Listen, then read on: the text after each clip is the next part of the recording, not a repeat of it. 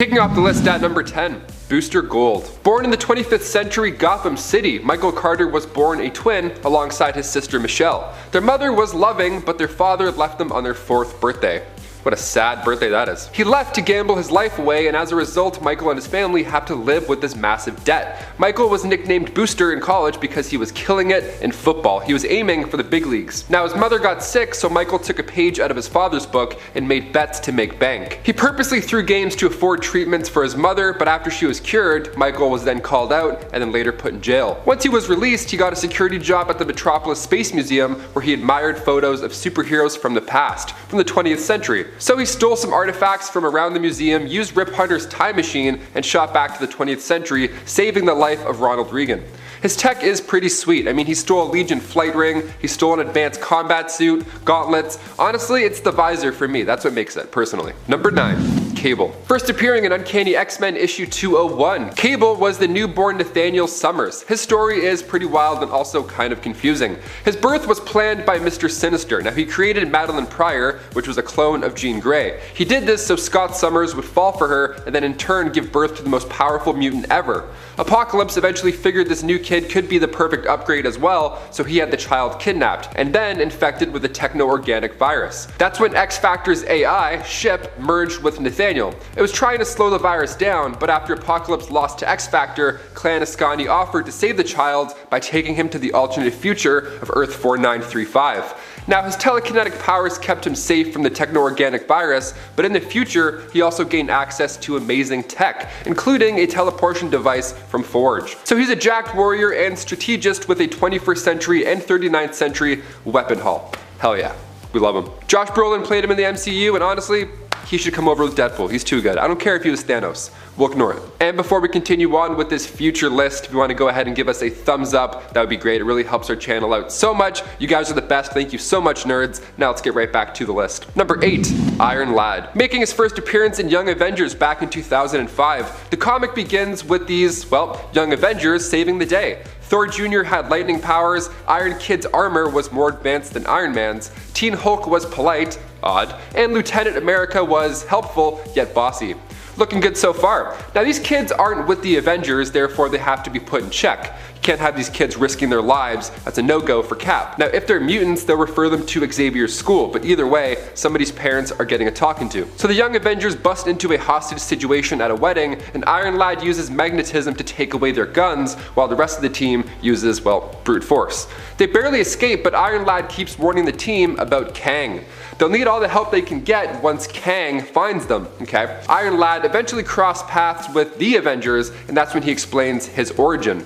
His armor is neurokinetic. Tony thinks it's advanced by 10 years, but Iron Lad corrects him by saying it's actually thousands of years ahead of its time. And that he's also in fact Kang from the 30th century. Number 7. ORIN. Moving over to the Flashpoint timeline, which I'll explain a little bit later, Emperor Aquaman was now leading Atlantis headfirst into a war with Wonder Woman, and it all started when Barry Allen went back in time. So this history was now different. So Aquaman was raised in Atlantis this time around, rather than learning the ways from his human father. So when he saved Wonder Woman from a sea creature, the two ended up falling in love. Now I know so far this sounds pretty great, but trust me, it gets worse. Atlantis and Themyscira coming together in holy matrimony started off great, but the thing is, when Wonder Woman's mother was killed on their wedding day, the marriage was then called off, and instead of an open bar, they had an open war. ORIN tried to sink Themyscira, but in doing so, he sank the majority of Western Europe as well, drowning about 60 million innocents. Sometimes the future sucks. Number 6. Maestro. The Incredible Hulk future and perfect storyline. Let's talk about it. So as the title suggests, the future is not so bright, especially with our last point too. Sometimes things go south. There are no flying cars, sometimes there's no microchips in the brain. It's actually more like WALL-E, sadly, this time around. In The Incredible Hulk Volume 2, Issue 401, we're seeing the Incredible Hulk 100 years in the future, right after a nuclear war just wiped out everybody and everything on the planet. All the while, Banner had been absorbing this nuclear radiation and getting smarter, stronger, and more handsome, I guess. He became even more unstoppable as the Maestro and also a tad evil. He took out the remaining heroes of Earth, grew his beard out all sexy like, and then literally ruled the planet. His trophy room was also quite impressive. He had Cap's shield, Doctor Strange's cloak, and Wolverine's entire skeleton. It takes a time-traveling Rick Jones and a much more sane version of the Hulk to trick Maestro into returning back in time to the Gamma Bomb experiment from day one in order to eliminate him. If the only way to stop a guy is by going back in time, I mean, that's pretty intimidating. You definitely make this list. Number 5. Savior. First appearing in the Teen Titans Legion Special Issue 1, this version of Tim Drake comes from a possible alternate future where he was the new Batman. Although it was something he saw as a shadow cast over Bruce, something he swore he would never become.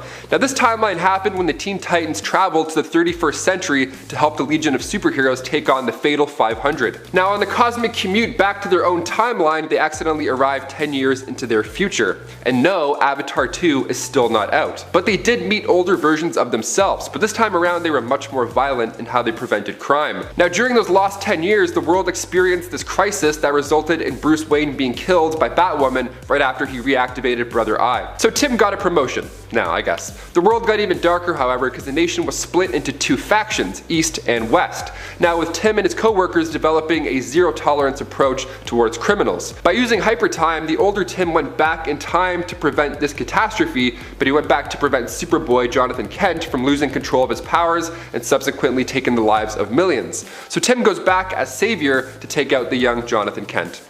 I like the name Savior, it kinda sounds cool. Also, always take up that Batman mantle. Never passing that. Number 4. Injustice Superman. This comic run began back in 2013, Injustice Gods Among Us, issue 1. Brought to us from the minds of Tom Taylor and Jeremy Rapak, this time we get a dark alternate reality where Lois Lane was kidnapped by the Joker. So Superman goes on this hunt with the help of Justice League and he just tears apart ships. He's searching frantically for Lois, but readers quickly learn in issue 4 that it will only get worse. Lois doesn't survive and this causes Superman to go insane. Because he felt responsible, he couldn't even stick around on the planet. He gave the body to Wonder Woman and then immediately flew away. Green Lantern tried to talk to him a bit, but he wouldn't stop to listen. He had something better on his mind, and that was revenge. Batman's face shares the same expression as readers here, but it's interesting because Superman tells Batman that he himself learned the idea of enforcing peace through fear from Batman. That's a pretty valid point, no one can really argue that, I'll admit. Number 3. Bishop. The classic time travel stressful circle. Lucas is from a time where most of the mutant population is depowered by the Scarlet Witch. Lucas Bishop was born in the 21st century of an alternate future, a much darker one where mutants were being hunted down by Sentinels, and the X-Men were pretty much wiped out at this point. If they weren't eliminated, they were then held at a camp, so it's bad on both ends. Bishop's parents were captured and held at a camp in New York, but when Bishop and his sister Shard were born, they were both branded with an M tattoo for mutant over their right eye. Eventually the Summers Rebellion was underway where humans and mutants came together to overthrow said Sentinels. But during this, Bishop's parents didn't make it. So at just age 7 he was forced to move to Manhattan, and that's where he met the Witness, who raised him and taught him how to be a skillful thief. He grew up later and joined the XSE, Xavier's security enforcers, where him and his sister excelled. He joined the X-Men after traveling back in time to the 20th century, and he has a bit of a hard time adjusting to these past norms. Omar Sy played him in Days of Future Past, and still today, it's one of my top 3 superhero movies. I love time travel stuff, more specifically, I love the X-Men. Go watch that movie. Number 2. Terry McGinnis. In the not so far future, Bruce Wayne has retired, but Project Cadmus director Amanda Waller was expecting this. She always believed that another Batman would be needed when that day came. So began Project Batman Beyond. A major key element was using Batman's blood samples left over from his fights and mixing it up with future nanotechnology. So now we have the DNA of Batman, but we just need a family to raise this kid. So Amanda found the McGinnis household with Warren and Mary a perfect match. I mean literally, their DNA was on point with that of Martha and Thomas Wayne. So one flu shot later, we have the proud new parents of Terry McGinnis, Bruce Wayne reborn. Amanda actually wanted to send an assassin to take out Warren and Mary just to make sure history repeats itself, but luckily she didn't go through with it. That would have been dark, that would have been really dark. Now in his high school years, Terry was running away from a street gang called the Jokers. He ended up on the grounds of Wayne Manor where an older Bruce Wayne came out and helped Terry defeat the gang. Now Bruce was older, not in the best condition, so Terry helped him back inside. But that's when Terry stumbled across the entrance to the Batcave. Pretty sweet. So when Warren eventually did get taken out, the corrupt CEO Derek Powers, new head of Wayne Powers, seemed to be behind it all. So Terry went back to Wayne Manor and was demanding more information.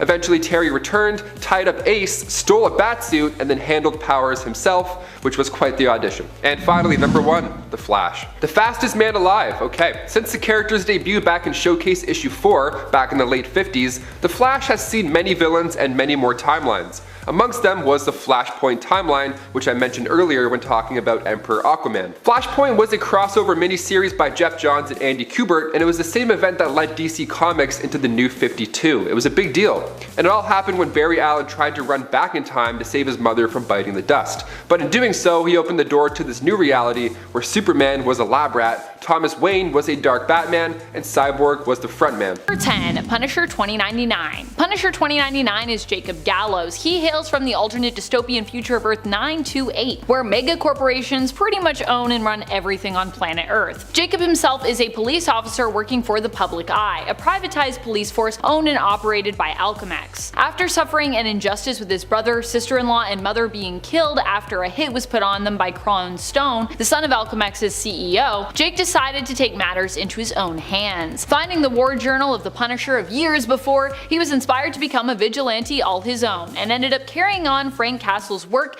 and title, but with the aid of future technology and tracking. Punisher 2099 would eventually end up with a bionic arm, which also made him an even better fighter than he was previously, boosting his skills. Number 9. DEATHLOK Prime. There have been a few different versions of DEATHLOK that we've seen throughout the years. All of them have been pretty futuristic in the sense that they are cyborgs, who also generally come equipped with advanced weaponry. But at least one DEATHLOK is actually also hailed from the future. The one I'm talking about here is DEATHLOK Prime, who came from the alternate future of Earth 10511, a reality where Roxxon, typically the corporation behind the creation of DEATHLOKs in most series, have taken over the entire planet Earth. DEATHLOKs were employed in this future in a sort of Terminator-esque Skynet way to squash the resistance by traveling back in time and killing the enemies of Roxxon to prevent any of them from rising up in the future. Gotta love that Skynet ploy. And friends, before we move on to this next spot, if you are loving this list and you want to learn more about future superheroes, be sure to let us know by giving this video a thumbs up. Number 8. Iron Lad. Iron Lad is a hard one to rank because he's actually a Mortis and therefore also Kang the Conqueror, two very powerful villains in the Marvel Universe who often are known for traveling through time and assuming new identities throughout the years. However, because many of his other identities are considered villainous, we're going to actually rank Iron Lad based on what he was capable of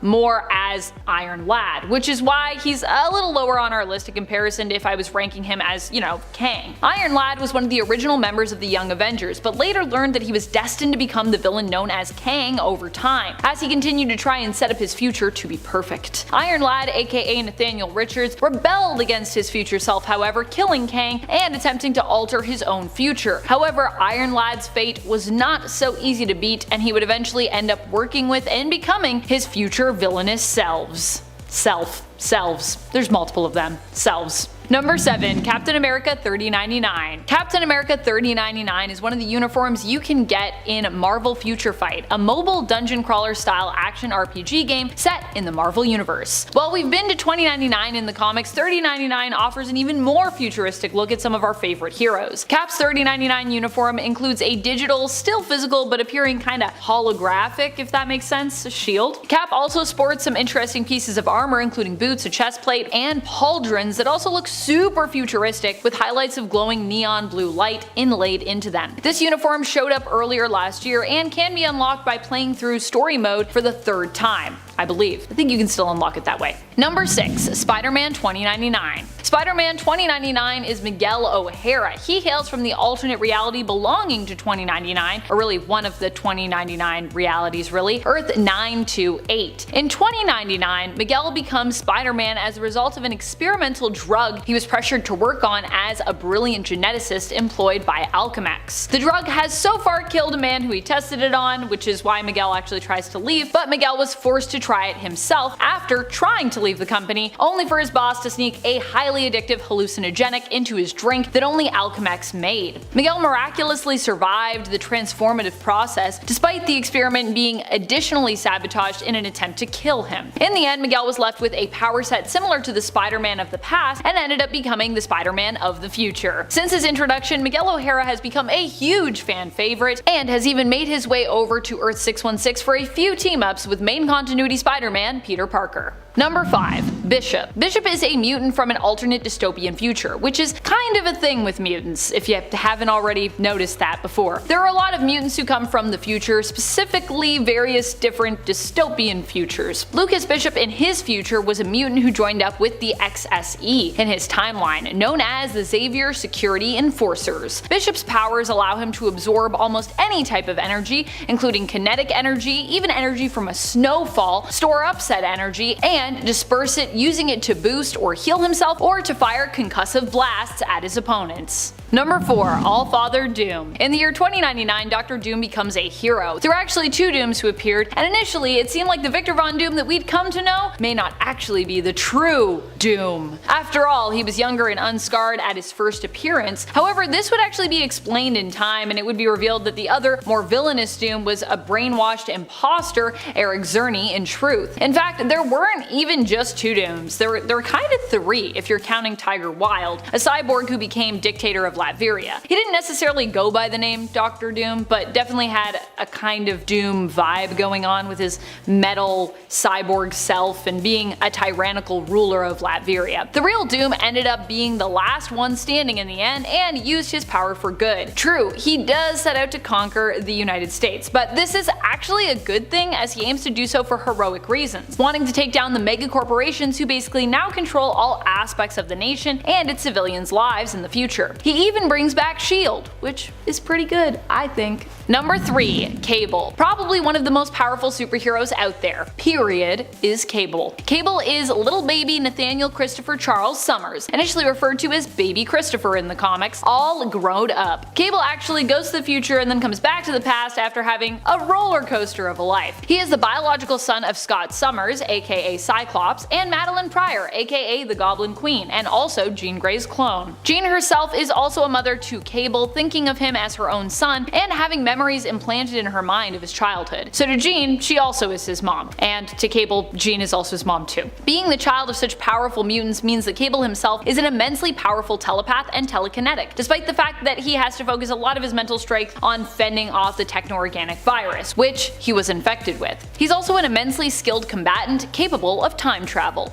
Number 2. Cosmic Ghost Rider. Cosmic Ghost Rider comes to us from a very bleak future where Thanos ends up winning the day. So many bleak futures in Marvel. And I mean Thanos really wins the day, by the way, like in an awful way. Cosmic Ghost Rider was once Frank Castle, who ended up becoming a spirit of vengeance but returned to Earth too late, after everyone was dead and there was basically nothing left to avenge. Driven insane by years of loneliness, he ended up becoming a Herald of Galactus and being granted the power Cosmic in a final bid to try and defeat Thanos. When this failed, he joined the Tyrant himself and became his own Herald, cause I mean what else are you gonna do? However, this reality was wiped from existence when a past version of Thanos met his older self, who had destroyed almost everything in the galaxy at that point, King Thanos. Younger Thanos found him pretty pathetic and vowed to never become him, returning home and causing King Thanos' reality to crumble, and King Thanos to never have existed. However, Cosmic Ghost Rider would be given a place in Valhalla, and from there be given the chance to return to the world of the living by Odin himself, who sensed that he was unhappy in Valhalla. Cosmic Ghost Rider is not only super powerful at this point, but has also been around since the beginning of Marvel continuity now, having tons of knowledge about the universe as he ultimately decided to sit back and watch it all unfold, knowing that avoiding its demise was pretty much inevitable, because he already tried that. Number 1. Prestige. When it comes to Jean Grey and Cyclops, they really have more alternate or future kids than they do main continuity ones. Rachel Summers, aka Prestige, being no exception here. She hails from the alternate dystopian future belonging to Earth 811, where she is the daughter of her own reality's version of Jean and Scott. Although oddly enough, on Earth 616, she does pretty much also think of the main continuity versions of her parents as her true parents as well, which I guess in a way they sort of are, it's just they didn't end up going down the path that leads to Earth 811. Earth 811 is the Days of Future Past reality to give you an idea of just how dystopian we're talking about here. Rachel is even more powerful than her brother from a different reality, Cable. She also has been a host for the Phoenix Force and has better control and use of her abilities and powers. She also doesn't have the techno-organic virus distracting her and eating away at some of her power, meaning that she operates almost always at full power levels, which is pretty intense because Rachel's really powerful. Also, I dare everyone to go back and now count how many times I said dystopian future in this video. I feel like I said that a lot. Kicking off the list at number 10, Superwoman. For this week, we'll be taking a look at Kristen Wells' Superwoman. She first appeared in DC Comics Presents Annual number 2. Now, she's from the 29th century. Kristen was a history student who traveled back in time to discover the origins of Miracle Monday, a universal holiday. She was quite committed to the craft, and it didn't take long for her to become Professor Wells. Her next field trip was a little more intense. Now she traveled to the 20th century to discover the secret identity of Superwoman, only to find out it was her the whole time. See, this Superwoman version of her took future tech, traveled back in time, and then saved the day alongside Superman at some point. Then she helped him take down King Cosmos. It was a pretty big deal. And then Wells traveled back to the future to tell the people the secret identity. It's kind of confusing in the brain. And they're all pretty shocked, but they're thrilled nonetheless. They gather and they celebrate Kristen's accomplishments that technically haven't happened yet in their timeline. What an odd party. Hey Kristen, great job. She's like, thanks, it was hard. Number 9, Rip Hunter. Making his first appearance in Booster Gold issue 13, Hunter is a guardian of the time stream and leader of the Time Masters. Not bad on a resume.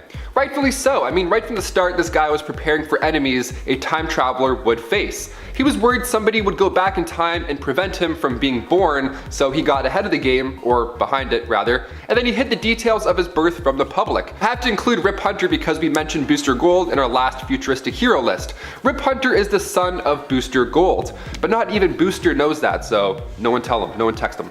Hunter has seen many days being a time traveler, of course. He was one that witnessed the birth of the new multiverse, and he played a major role in the defeat of Mr. Mind. He of course is a genius when it comes to temporal machines, but when you have literally all that time on your hands, you have time to kill and therefore time to train. Rip Hunter killed time by studying martial arts from BC to the end of time. So you don't want to mess with him in any timeline or else you'll get choked out in some era's version of Taekwondo, you know? Guys, before we continue on with this list, you know the drills, nerds. If you want to go ahead and give that video a thumbs up, it really helps us out here a bit. You're the best, thank you so much. Let's get right back to this list. You know, quick little intermission. Number 8, Adam Strange. Adam Strange was once a normal dude. He was an archaeologist working in South America when all of a sudden he was transported to the planet of Ron. The Zeta Beam signed him out of work early that day. You always want it to happen. You're like, come on Zeta Beam, I'm tired. The leader of Ron, Sardath, teleported Adam there, and then Strange didn't waste any time. He got a flight pack, he got a ray gun, the whole Mandalorian package. He was on board. The Radians and him got along famously. It was pretty good so far.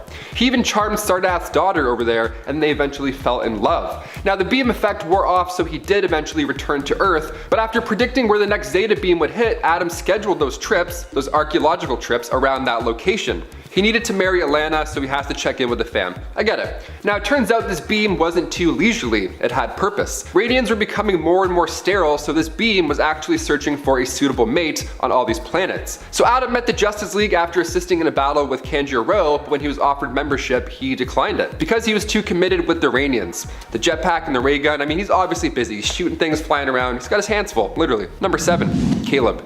KALEB of Hedros made his first appearance in Superman the Man of Steel Annual, issue 5. He's from the Legends of the Dead Earth crossover, when Lex Luthor XL activated Krypton Protocol. Now at this point, Lex was the leader of the Galactic Empire, some Star Wars level villain stuff here. His goal was to destroy every planet that met the specifications for a Superman to be born. So basically, if a planet showed potential, if it had a yellow star, his solution was just to Dr. Evil laser beam the planet into extinction, and then nothing will happen.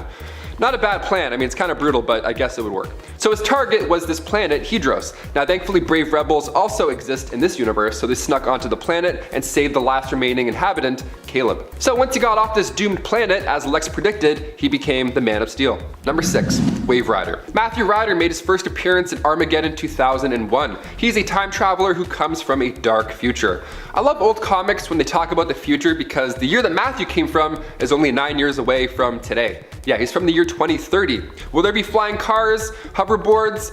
Avatar 2, nope, it's actually going to be ruled by Monarch. Spoiler alert, it's pretty bad. At this point in time, he's wiped out most of Earth's heroes. It's not looking too helpful, so Matthew was rescued during this madness by a hero named Bennett Dilly. Matthew volunteered himself to travel back in time and hopes to figure out what turned Monarch evil. Now, the past year's subjects never made it, but Matt Rayner did. Thank God.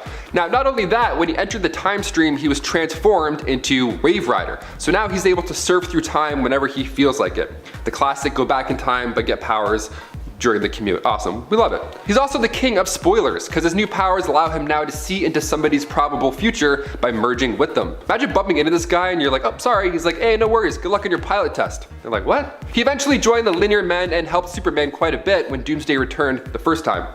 He offered details on Doomsday's origin, and he took Doomsday to the end of time, which sounds permanent, but Brainiac was still able to revive Doomsday. But we love the effort. Wave Rider is great, ladies and gentlemen, just don't binge watch any shows with him. He'll spoil the last season before it's even filmed. Number 5, Bart Allen. Making his first full appearance in The Flash Volume 2, Issue 92, Bart Allen was the grandson of Barry Allen, and his father was Don Allen, and his mother was Melanie Thawne, descendant of Flash villains Cobalt Blue and Professor Zoom. Now, Bart was of course born with his grandfather's gift of, traveling at light speed, but he also aged at hyperspeed too, which is concerning. When he was only 2 years old, his body was already at age 12. President Thawne had the Dominators abduct Bart so they could do experiments and all that evil stuff, but they ended up creating a clone of Bart called Inertia. Now, Bart was of course going to die earlier than most people because of his aging problem, so Iris West took him to the 20th century to the third Flash, Wally West, so he could teach Bart how to control his speed and, not perish and still stay alive. Bart came back later as Impulse and was one of the founding members of Young Justice. Number 4, CALCULHA. Also known as the Ancient One, CALCULHA was originally around in comics for a year, starting with Warlord issue 5. CALCULHA was the Atlantean god of light and was considered one of the most powerful mages in ancient Atlantis history. Being a follower of the Lords of Order and being born before creation itself, CALCULHA and Dark Magistra had some powerful offspring, Orion and Garn Danuth. Now, Orion was a demigod, and Garn Danuth grew up to become an agent of Order. All this power running through the family tree, but where did it come from? CALCULHA came from Darkworld. He was a protector of the creator of said realm. Kind of a big deal. Now, it didn't take long for him to become a sorcerer king, and then he liberated Atlantis, and before you know it, him and his wife Magistra and 10 other mages created the Zodiac Crystals, which are basically these statues that were patterned after all the Zodiac signs. So if you're into crystals, there you go. This cult couple didn't last too long because Magistra unfortunately joined the dark side. CALCULHA stayed pure. He declared himself to pure white magic. Perhaps the best part of this guy is his ability to see the past, present, and future. DC Comics Presents issue 75 is a trip. A lot of time travel goodness in those old pages. You gotta go check it out. Number 3, John Fox. Making his first appearance in Flash Special Issue 1, John Fox resided comfortably in the year 2645. He was a historian for the National Academy of Science in Central City, and his life changed when the radioactive villain Manfred Moda showed up. He was causing destruction, the world was in chaos because of this guy, so the Academy decided, you know what, let's just send John back in time because we're in the future and we can do that. Hey, what's up? And then John can grab a Flash or two, come back, and then all of them can help us take down Moda. Now, the plan, of course, didn't work because it's easier said than done. He couldn't get any Flashes to come back to the future with him, but during this cosmic commute, John himself got super speed, which is almost a better alternative, if you ask me. He quickly suited up and took down Moda himself. Quite impressive. This sounds like a dream scenario, but John lost his job when speed robots came into the picture.